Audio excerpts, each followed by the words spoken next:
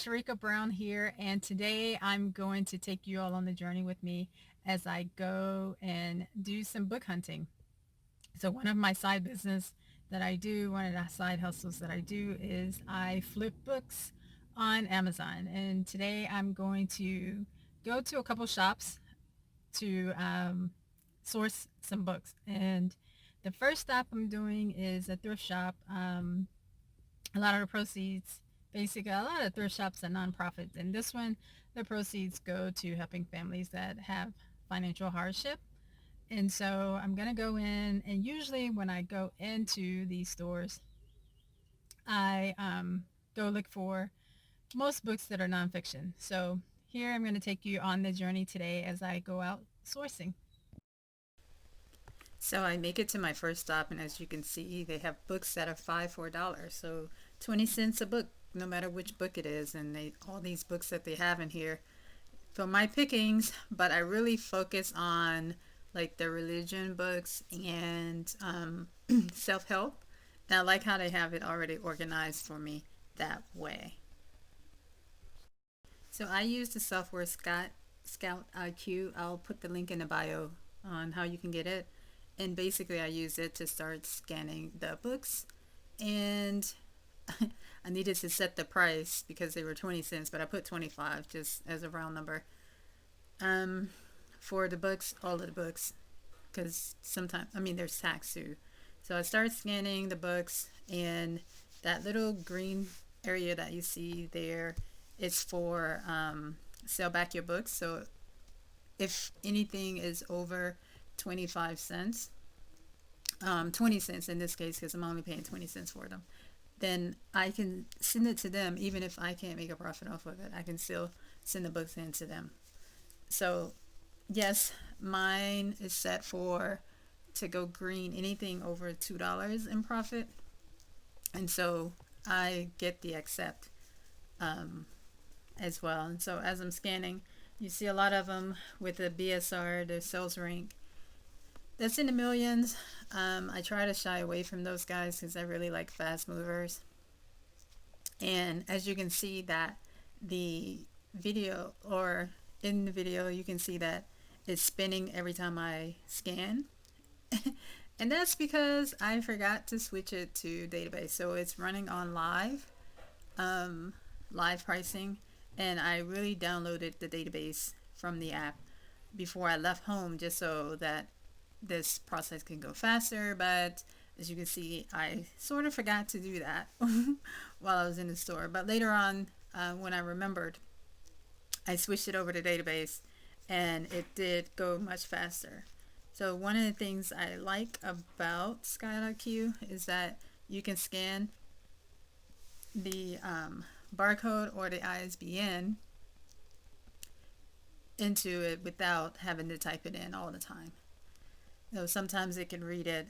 Most of the times, if your scanner, the handheld, and I'll put a link to the one that I actually use. I use the IO one, and so I'll put a link to that one as well that I use for scanning. There you see my alarm, little alarm that says be grateful for everything. I have to remind myself these positive affirmations and thoughts during the day.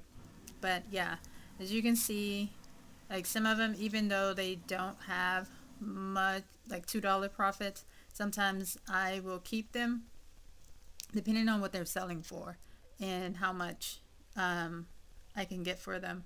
If they're a low dollar value, then I tend to leave those because sometimes the price drop and then it's not worth it. And then sometimes I switch to see what it would be if I sent the book in myself and not do it FBA, and see what the cost would be as well. So I have those settings set up in the app to tell me what that would look like as well.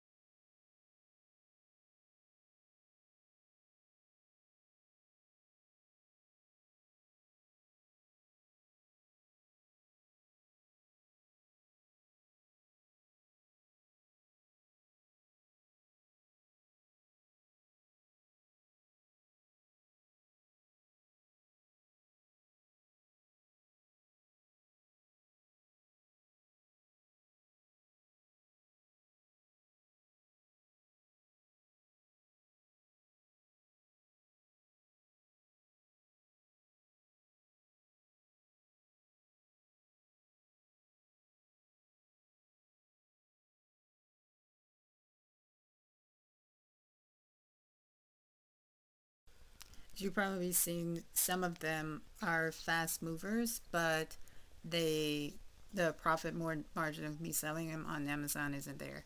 I mean, probably if I was selling it somewhere else, it would work, but not my business strategy. And so you can see a whole bunch of duds too, like things that are like way up there in the high numbers of their sales ring. Absolutely no go to bringing those home with me. I don't need door stoppers, okay? So I leave those ones in the store unless it's a big sales price and it's one that I can have sitting on this shelf for merchant fulfill that I'll send to the customer myself if they buy it. I mean, I've had some of those purchased as well, but with some of these books, it doesn't make sense for me to bring them home because I'll end up probably just donating them anyways, even if they are 20 cents a piece. So, this is a pretty good one. And when you see a high sales rank, but both selling it on FBA or um, merchant fulfilled.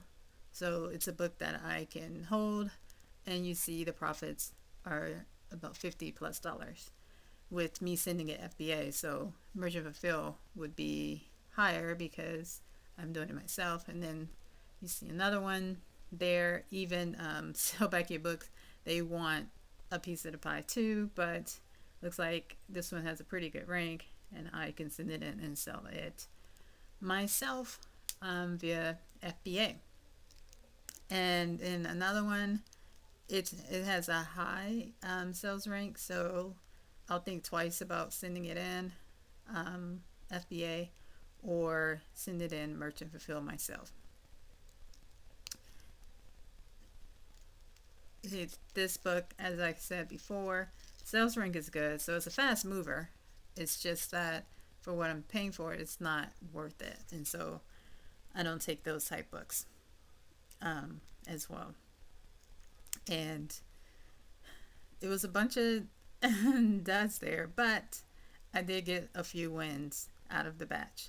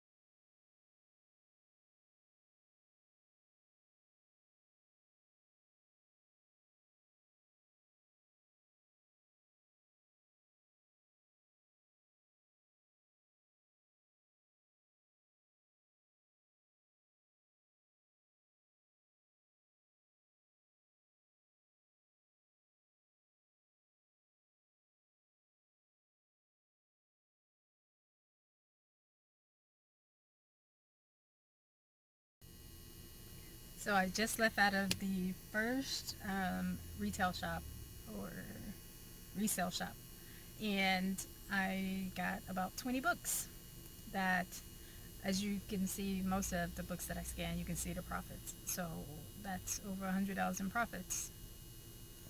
just on that one store. Alright guys, I'm getting ready to go into my second stop for today.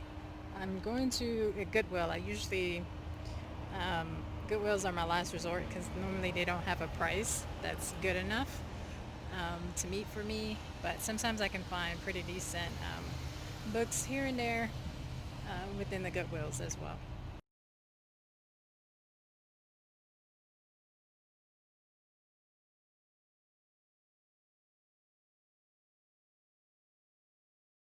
So I just left my second stop for today at Goodwill, and I'm going to hit up one more thrift shop on my way home, and that's going to be it for today. People that do this full time, they probably source all day, but for me, just 2 to 3 hours a day when I'm outsourcing is fine for me. Alright guys, headed into my third stop for today. It's a resale shop. Um, that says the Hope Chest, and they usually have some pretty good books in here. So I haven't been here in a while, but I'm gonna check them out.